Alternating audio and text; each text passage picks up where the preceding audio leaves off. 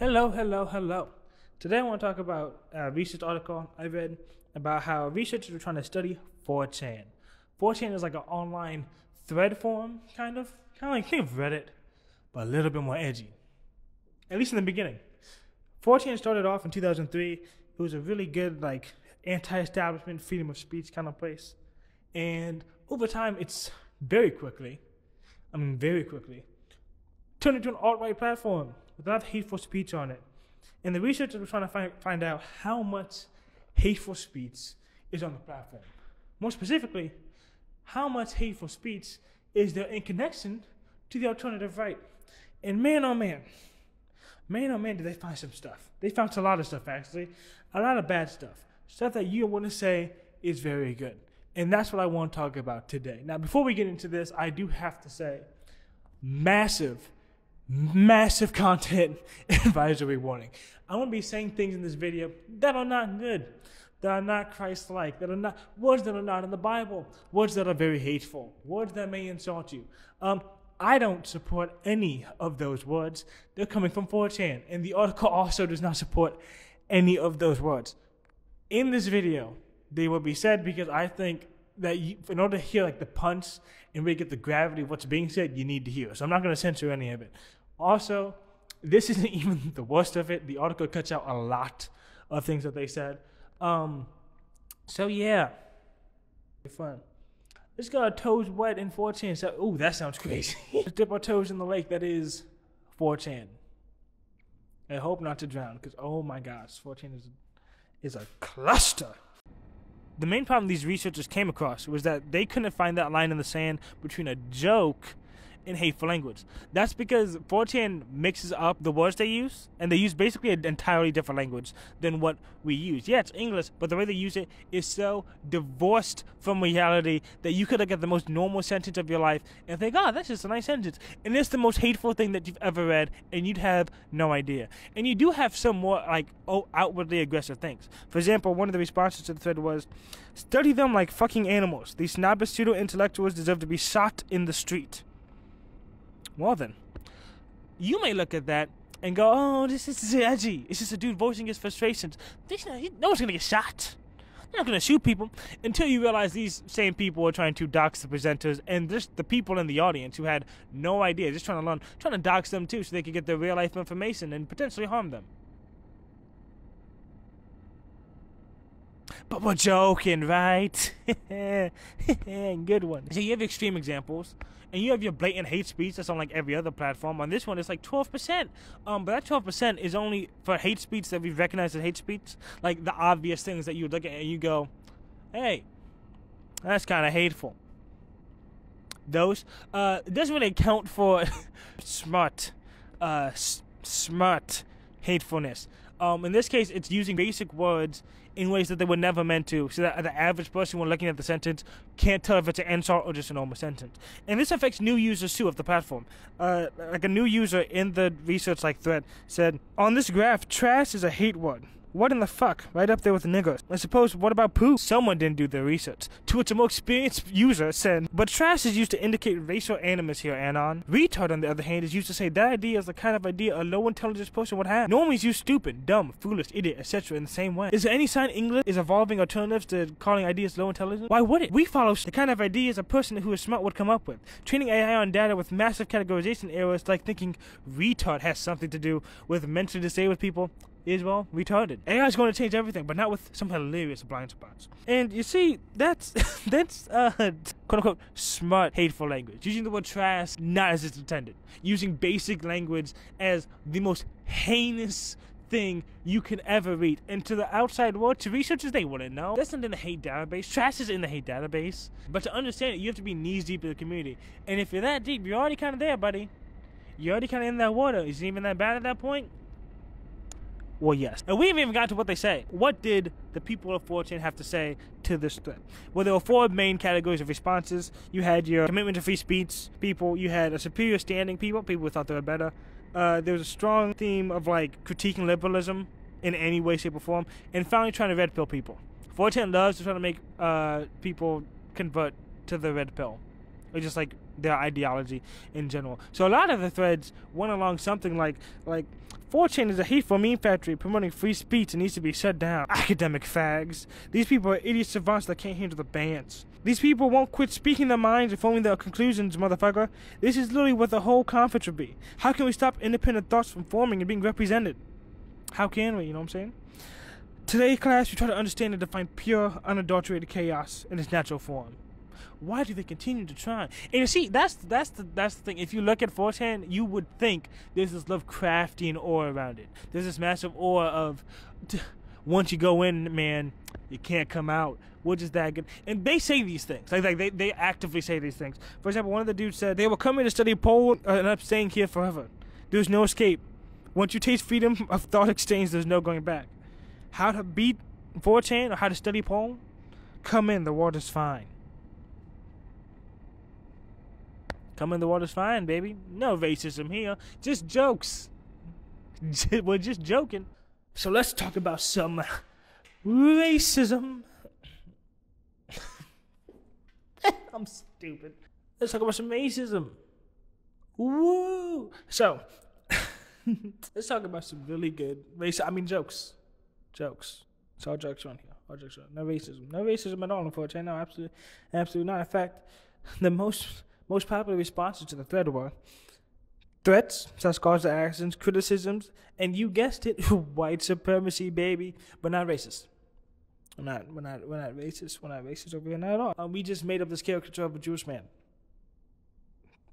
Had no prompt that this workshop was about racism, but the community just happened to make this really not racist depiction of a Jewish man. But no, they're not racist at all. They're not racist at all. But let's put all that aside, right? Let's put all that aside. They're influencers. The influencers of 4chan. And it's a weird thing because 4chan is anonymous and the researchers even recognize that 4chan is anonymous, and it doesn't make sense that there are influencers, but there are. One dude popped up in this research thread and dropped 68 videos that were so conniving and so hiddenly racist that the researchers titled it white supremacy. That was the tag for all the videos, was white supremacy. He contributed to, I think it was either 23 or 33% of the content of the thread, which is this man dumping racist videos. These videos had mundane titles. If you looked at it, you wouldn't. You could have a sense that it's weird, but you couldn't really tell it was bad. For example, some of them were a group of black adult men looting a canteen, a black adult man drowning, and a white adult man jumping in to save him, and both drowning. A white man repeatedly placing a piece of rubbish into a bin, and two black females removing it, two black people removing it. And you may look at this and be like, yeah, they're weird, but they're not racist, right? They're not. They have no racial undertones, but you're wrong. You're wrong. There's a framing in academia. It's called white race frame. It's basically when white people would take any situation and frame it as if they're superior and black people are inferior. And this goes for this can happen. This kind of framing can happen with a bunch of different races, but for this specific one, it's mostly white because that's a lot of 4chan. It's a lot of white people. And when you look at it through that frame, the racism adds up pretty fast. I mean, there's no context to any of these videos. It'll just be a 5-second clip of black woman just picking a thing out the trash, or the clip of the dude drowning. It's just a very quick clip, no context at all. But one of the resounding responses to this was just racist comments. Just people being good old racist, you know what I'm saying? Good old racist. One of the highlighted ones that I picked out was in response to the video of the black dude drowning and the white dude trying to save him. The black man in the video can't swim and a white guy tries to save him but gets dragged down in the process. Western civilization summed up. And it's like, what do you mean by I know what you mean by that, but what do you mean by that? That's not racist. There's no racial undertones to that. Are you kidding me? But see, that's the problem. These things are so mundane. The titles are so mundane. The phrasing is so mundane that when you're researching it, you just can't tell if it's racist. You can't tell if it's hateful. It doesn't have to be racist. It could be sexist. It could be misogynistic. It could be just overall hateful language. And you wouldn't know because it's so obscure. The context is buried so deep that you could never tell. You would never be able to tell. As a normal person not interested in that community, you just wouldn't be able to tell if that thing is racist or hateful or homophobic or any of it. You can't quantify the hateful language because it's so entrenched. It's such a puzzle piece to find that the average researcher, without dedicating the time, time, we're talking days worth, you're on it every day, without dedicating that kind of time, you just wouldn't be able to find it. And that's kind of depressing, because it means we can't really know how bad it is. When trying to study this, the end result of the research was researchers basically stepping back and saying, we admit defeat. like we don't know how to research this. It has a very good quote in it where the researchers go, we do have much to learn to understand that what one described as the mystical 4chan. Don't call it that. I don't know why they call it that. Anyway, in similar fake extremist communities, the communication dynamics may not represent pure chaos in its natural form as they suggest, but it is highly complex. They are right that we know too little about the fundamental issues behind the phenomenon. Basically saying we can't research how bad it is because we just don't know. We don't know, and we don't have the proper time or resources to figure it out, because the language changes quick. It changes almost on a daily basis. What's racist one day may not be racist the next day. And they point this out. In one of the slides, they have memes and things that they denote as hateful, like the researchers do. And people in response, like in the thread, responded to it saying, I haven't seen that meme in years. It moves too fast. It moves too fast, and you just can't tell. And it's a weird phenomenon, right? It's a weird phenomenon of, like, we can categorize so many things, and we think we know, like, what's hateful. We think we know what people mean. But there can be there's a layer. There's so many layers to some of this stuff that you just wouldn't know.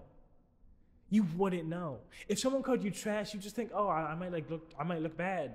Like, I might just be bad. No, they are calling you essentially a slur, and you would have no idea. You have none. You just go about your business, and they have power in that, and that's kind of terrifying. In the article, they mentioned that if you're like a minority, specifically, or a woman, specifically a minority woman, don't go on 4chan. Don't. Just avoid it entirely, because they will ruin your quality of life so badly. They will go out of their way, especially if they know. They will dox you. They will actively try to ruin your life, and it's so insane that level of hatred is there. At some point, we just have to sit back and go, is it even worth the studying?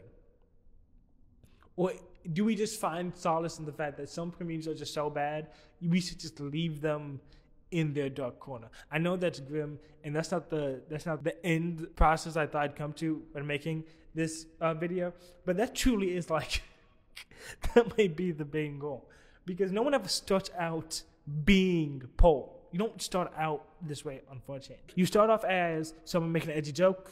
You make another edgy joke. People are laughing, People are laughing. You think you're funny. And then all of a sudden you start speaking a little bit. You start speaking a little bit like it. Just a little bit, though. Just a little bit. And then you start thinking a little bit like it. Maybe they're onto something. Yeah, it's a joke, but there might be some truth there. And all of a sudden you believe in it. And now you're walking around. You're looking at people different. You're talking about people different in your head. And then all of a sudden you're the one making the memes. And all of a sudden, you're the one talking crazy. And you blink, and by that point, you're under the water, buddy. You started with your toes in, and now you're deep. You're 10 feet deep, and there's no way out. But anyway, thank you for coming to my TED Talk. Man, this was depressing. Oh, why did I make this video? Man, the internet knows no bounds on its hatred. Like, oh my gosh. The hatred is insane.